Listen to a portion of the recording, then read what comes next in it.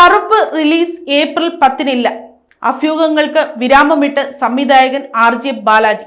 Tamil cinema ലോകവും നടൻ സൂര്യയുടെ ആരാധകരും ഒരുപോലെ കാത്തിരിക്കുന്ന കറുപ്പ് എന്ന ചിത്രത്തിന്റെ റിലീസുമായി ബന്ധപ്പെട്ട അഭ്യൂഹങ്ങൾക്ക് വിരാമമിട്ട് സംവിധായകൻ RJ ബാലാജി.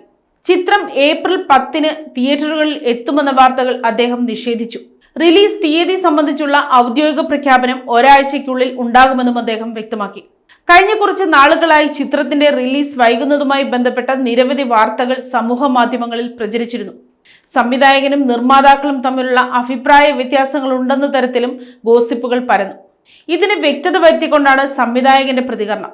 T20 ലോകകപ്പിലെ ക്രിക്കറ്റ് കമന്ററിക്ക് ശേഷം സമൂഹ മാധ്യമങ്ങളിൽ പങ്കുവച്ച ഒരു വീഡിയോയിലൂടെയാണ് അദ്ദേഹം ആരാധകരുമായി വിവരങ്ങൾ പങ്കുവച്ചത്. ചിത്രം ഏപ്രിൽ 10-ന് റിലീസ് ചെയ്യുമെന്നത് വെറും കിംവദന്തി മാത്രമാണ്. അണിയറ പ്രവർത്തകർക്കിടയിലോ നിർമ്മാതാക്കളുമായോ സംഗീത സംവിധായകനുമായോ യാതൊരു തർക്കങ്ങളുമില്ല. റിലീസ് വൈകുന്നതിനുള്ള ആരാധകരുടെ നിരാശ ഞാൻ മനസ്സിലാക്കുന്നു. എന്നാൽ നിങ്ങളുടെ ഈ നീണ്ട കാത്തിരിപ്പ് വെറുതെയാകില്ലെന്ന് ഉറപ്പു നൽകുന്നു. 7-10 ദിവസങ്ങൾക്കുള്ളിൽ റിലീസ് തീയതി ഔദ്യോഗികമായി ഞങ്ങൾ പ്രഖ്യാപിക്കുന്നതാണ്, RJ ബാലാജി പറഞ്ഞു.